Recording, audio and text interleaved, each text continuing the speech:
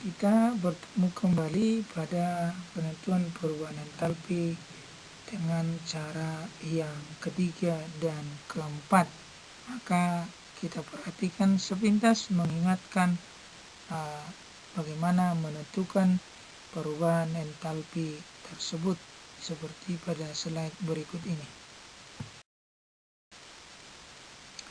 Untuk mengingat kembali, perubahan entalpi dapat ditentukan dengan menggunakan kalorimeter, sudah kita pelajari, dengan hukum Hess sudah juga. Maka di sini masih ada 3 dan 4 dengan menggunakan data entalpi pembentukan atau delta HF derajat, serta yang terakhir adalah dengan menggunakan data energi ikatan. Nah, maka kita perhatikan untuk slide berikutnya dengan menggunakan data energi pembentukan. Perhatikan cara yang ketiga berdasarkan data entalpi pembentukan. Nah, dengan data entalpi pembentukan yang sudah dipelajari sebelumnya, bahwa reaksi-reaksi pembentukan tentu sudah dipahami. Nah, maka di sini bagaimana menghitung perubahan entalpinya dari data energi entalpi pembentukan itu atau dengan data perubahan entalpi pembentukan. Nah, maka delta H reaksi sama dengan jumlah perubahan entalpi pembentukan di produk sebelah kanan dikurang jumlah perubahan entalpi pembentukan zat-zat bereaksi atau di sebelah kiri. Jadi dengan singkat untuk mudah mengingatnya, maka perubahan entalpi reaksi sama dengan jumlah perubahan entalpi kanan kurang jumlah perubahan entalpi kiri. Kaki kanan kurang kiri. Nah, contoh, tentukan delta reaksi berikut. Pembakaran gas metana dengan O2 menghasilkan karbon dioksida tambah uap air. Nah, jadi jika diketahui perubahan entalpi pembentukan CH4-nya minus 75 kJ per mol, perubahan entalpi pembentukan H2O cair sama dengan minus 285 kJ per mol. Nah, maka reaksi di atas kita lihat ditanya tentukan perubahan entalpi reaksi, maka dengan menggunakan formula atau rumus di atas tadi kita tentukan jumlah di ruas kanan, berarti 1 kali delta H pembentukan CO2 ditambah 2 kali delta H pembentukan H2O dikurang, dalam kurung kita tuliskan 1 kali pembentukan delta H CH4 terus ditambah 2 kali pembentukan delta H O2. Ingat bahwa delta H pembentukan O2 itu karena dalam keadaan standar itu sama dengan 0. Jadi walaupun nanti di soal ada yang tidak dituliskan lagi, itu ingat bahwa pembentukan entalpi molekul unsur atau misalnya zat dalam atom dalam keadaan standar sama dengan 0. Jadi kita teruskan, maka perhitungannya sama dengan minus 393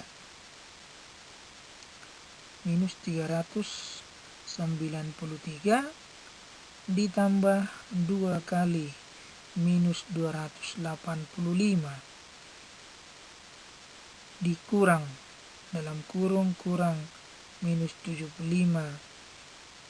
kJ per mol ditambah 2 kali 0. Nah, ini tadi entalpi pembentukan O2.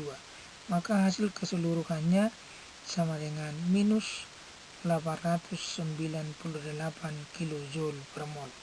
Nah, demikian contoh untuk menentukan perubahan entalpi dengan cara yang ketiga dengan data entalpi pembentukan. Kemudian kita lanjut dengan perubahan entalpi atau penentuan delta H reaksi dengan menggunakan energi ikatan seperti slide di bawah ini. Penentuan perubahan entalpi atau delta H dengan atau berdasarkan energi ikatan rata-rata atau energi ikatan. Nah, maka di sini apa itu energi ikatan? Energi ikatan adalah energi atau kalori yang diperlukan untuk memutuskan satu mol ikatan dari suatu molekul dalam wujud gas. Nah, itu tadi sekali lagi energi atau kalori yang diperlukan untuk memutuskan satu mol ikatan dari suatu molekul dalam wujud gas. Maka untuk mencari atau untuk menentukan perubahan entalpi jika data energi ikatan yang diketahui, dapatlah digunakan rumus sebagai berikut. Delta H reaksi sama dengan jumlah energi ikatan bereaksi atau reaktan dikurang jumlah energi ikatan hasil reaksi atau produk. Nah, sekali lagi, perubahan entalpi reaksi sama dengan jumlah energi ikatan di sebelah kiri dikurang jumlah energi ikatan di sebelah kanan. Jadi kalau tadi cara yang ketiga kaki, kanan kurang kiri, maka yang keempat ini kika, kiri kurang kanan. Nah, kemudian kita perhatikan contoh di bawah ini. Perhatikan soal berikut. Diketahui di sini energi ikatan C dengan C rangkap 2 614 kJ per mol, ikatan C dengan C tunggal 348 kJ per mol, kemudian energi ikatan H dengan Cl 432 kJ per mol, energi ikatan C dengan Cl 328 kJ per mol, energi ikatan C dengan H 413 kJ per mol. Nah, jika ditanyakan berapa perubahan entalpi reaksi untuk reaksi adisi etena dengan gas asam klorida menghasilkan kloroetana, C2H4 ditambah HCl menghasilkan C2H5Cl. Langkah pertama, supaya dapat diselesaikan, para peserta didik diharapkan dapat menggambarkan struktur dari senyawa-senyawa tersebut, struktur dari bereaksi dan struktur dari hasil reaksi. Nah, jadi etena strukturnya C dengan C rangkap 2 dan masing-masing C mengikat 2 atom H. Kemudian H dengan sel tunggal menghasilkan kloroetana, berarti C dengan C tunggal, bukan seperti di alkena tadi. Masing-masing atom C di sini terikat, atom C yang pertama terikat dengan 3 atom H dan atom C yang kedua terikat dengan 2 atom H dan 1 atom Cl. Nah, maka dengan formula atau rumus tadi, perubahan entalpi reaksi sama dengan jumlah energi yang diputus. Nah, berarti reaktan dikurang jumlah energi ikatan yang dibentuk. Nah, dengan demikian cara penyelesaiannya berarti kita cari dulu berapa energi yang diputus yang di sebelah kiri. Maka kita buatkan nanti 4 ikatan C dengan H. Maka 4 kali 413 sama dengan 1652. Kemudian ada 1 C dengan C rangkap 2 atau ganda. Nah, maka tambah 614. Kemudian 1 H dengan Cl. H dengan Cl 432. Jadi kalau kita jumlahkan yang di sebelah kiri, energi yang diputus 1652 ditambah 614 ditambah 432 sama dengan 2698. Sama dengan 2698. Sementara di sebelah kanan atau yang terbentuk ada 5 C dengan H, berarti 5 kali 413 sama dengan 2065. Kemudian ada 1 tunggal C dengan C berarti 348. Kemudian ada C dengan Cl 328. Jadi energi yang dibentuk berarti 2065 ditambah 348 ditambah 328 sama dengan 2741. Nah, maka delta H reaksi sama dengan jumlah energi ikatan yang diputus dikurang jumlah energi ikatan yang dibentuk, kiri kurang kanan. Dengan demikian 2698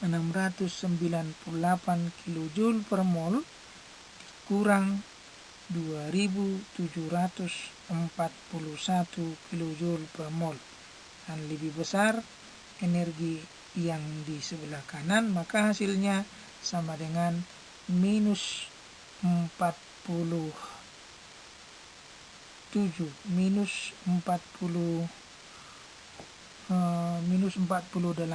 kJ per mol.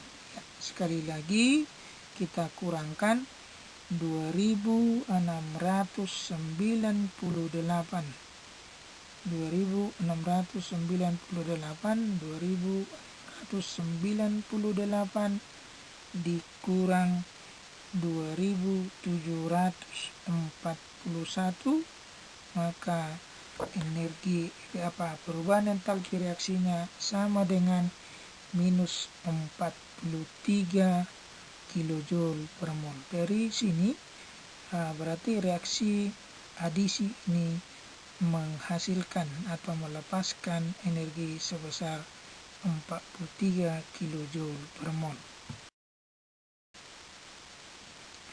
Jadi dari pembahasan kita yang sudah bahwa penentuan perubahan entalpi itu sudah kita pahami dengan cara kalorimeter, hukum Hess, dengan perubahan entalpi pembentukan dan juga dengan data energi ikatan.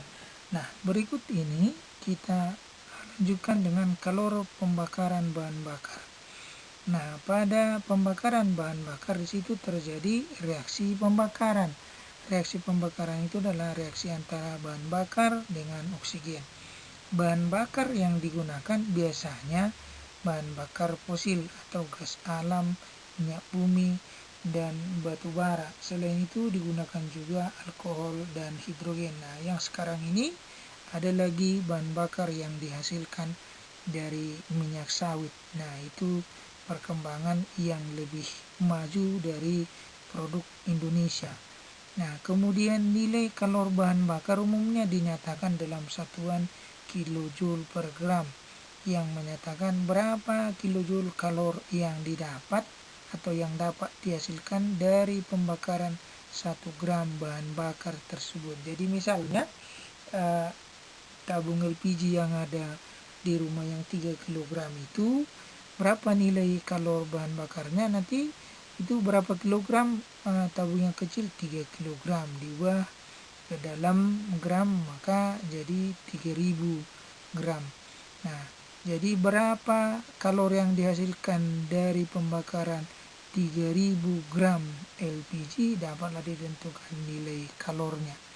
Kemudian pembakaran yang sempurna itu menghasilkan kalor pembakaran yang tinggi dan hasil pembakarannya selalu bersih.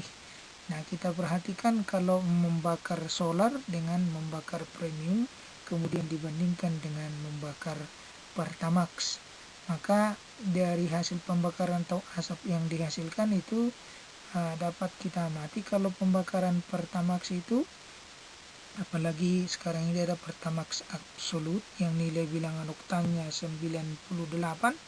Nah, itu bersih, pembakarannya sempurna, menghasilkan karbon dioksida dan air. Namun kalau pembakaran solar misalnya, itu kalau pembakarannya tidak sempurna dihasilkan ada warna hitam dan bahkan bisa juga ada warna putih dari knalpot kendaraan yang dapat kita amati. Nah, maka di situ selain CO2 dan H2O, hasil dari pembakarannya ada karbon monoksida dan bisa juga gas yang lain. Jadi dengan pembakaran bahan bakar ini ada keuntungannya dan ada juga kelemahannya. Kelemahannya itu merupakan gas yang dihasilkan bisa berupa polutan, penyebab polusi udara. Dan yang menguntungkan itu tentu dengan bahan bakar ini kita dapat menggunakan dalam perjalanan, baik bahan bakar yang digunakan kendaraan bermotor, yang digunakan pesawat dan lain sebagainya.